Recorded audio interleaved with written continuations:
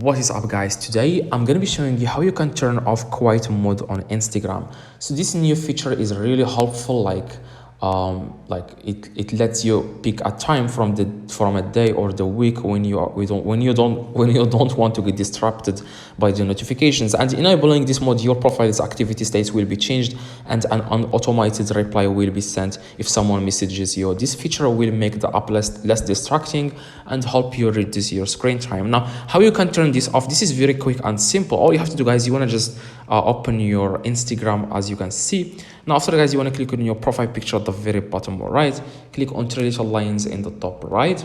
And after that, guys, you want to click on settings. Now, a few different options will come up here. You want to just click on where it says notifications, as you get the second option, notifications.